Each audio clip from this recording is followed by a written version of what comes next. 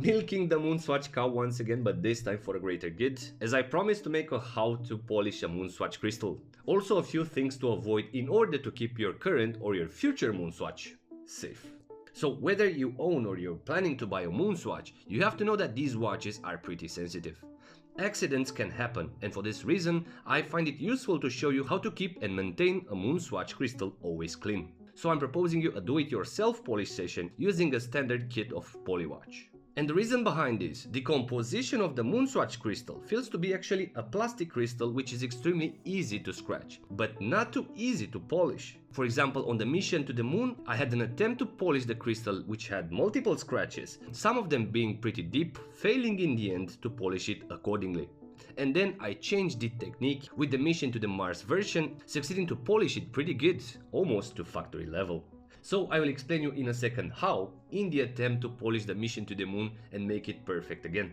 Firstly, as prerequisites, you will need to have paper tape, scissors, a soft cloth and a Polywatch kit. However, pay attention because Polywatch is sold in multiple ways and you'll need to buy the standard kit, which is composed from the abrasive paste and the polishing cloth. Now, the first step is to protect the surrounding areas of the watch before you apply Polywatch and start polishing. That is why I recommend the paper tape, which doesn't have enough glue to leave the surface sticky after the removal. Also, I do not recommend to use other types of tape and definitely not power tape. And in this case, we're going to surround and isolate the plastic crystal with tape, and here are two techniques. You either put small bits of paper tape until you cover accurately the tachymeter bezel, or you can trim with the scissors the paper tape so you can cover better the rounded volume of the crystal.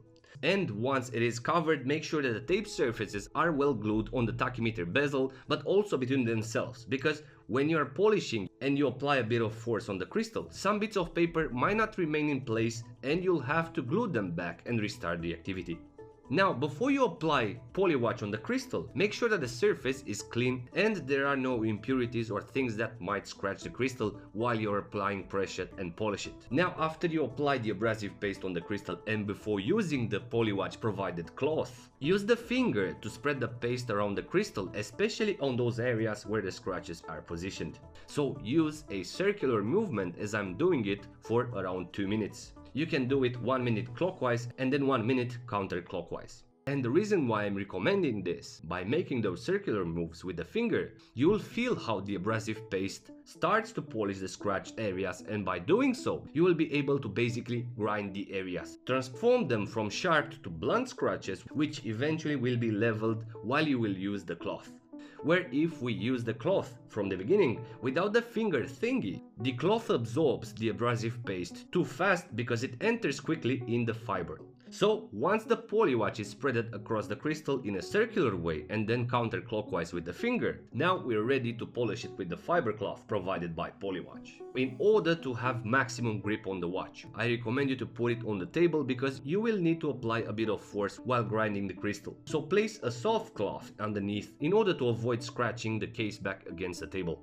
And as grip, I recommend to hold the watch by pressing on the 5 o'clock and 11 o'clock lugs. And try to avoid to hold or press the pushers because you might break them. As I don't have to remind you, the MoonSwatches are very sensitive.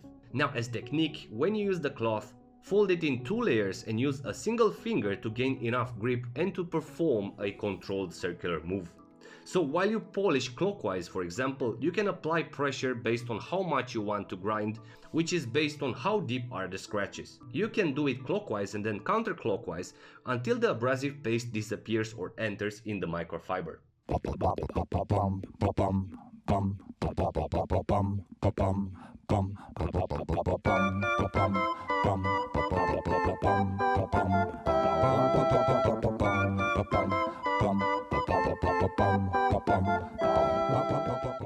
Now, once you perform the first polished session, you can wipe the crystal with a soft fiber. If it needs more polishing and the scratches are still there, you have to repeat the process by applying paste, spread it for 2 minutes with the finger and then polish it with the Polywatch microfiber until you are satisfied with the result. As optional, you can try, after you are satisfied with the polishing level, to make a final session by applying Polywatch, but this time do the circular thingy with a soft cloth until the abrasive paste is absorbed in the cloth and then wipe it. And ta-da!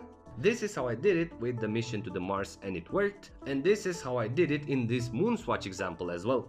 The process is simple, but I felt that at every step justification was needed to clarify and understand what you're doing and why you're doing it. And as for how often you should polish the crystal, the answer is simple. As long as you consider that it's too matted or too scratched, or you want to clean it or maybe sell it in good condition. Still, try not to do it very often because the material itself has a limit, right? Now, in order to avoid breaking, scratching or destroying a MoonSwatch as I did, I've prepared for you a few don'ts in terms of wearing, storing and maneuvering. So number one and the easiest way to scratch the crystal is to close the box flaps while the MoonSwatch is not positioned and fitted correctly in the watch stand. And pay attention, this box really bites.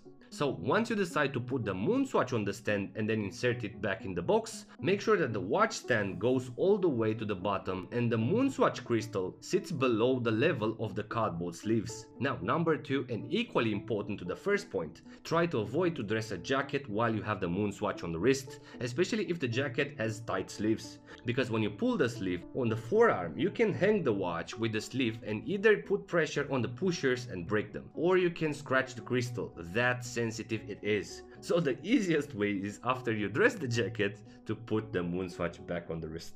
Number 3, and as well equally important to point number 1 and 2, if you want to do some manly activities, doing some physical work outdoors or in the garden, try to avoid wearing it, because being a sensitive chronograph, the crystal can break or scratch, or the case can scratch, and compared to a metallic case for instance, I doubt that a MoonSwatch can be rebuilt. Number 4, try to avoid to sleep with a MoonSwatch, because the ticking seconds is so loud that you can almost compare it with a wall clock. So you will probably wake up in the morning and move in second sequences like Robocop. Also, if you have some sweaty dreams, humidity doesn't do good to MoonSwatches either.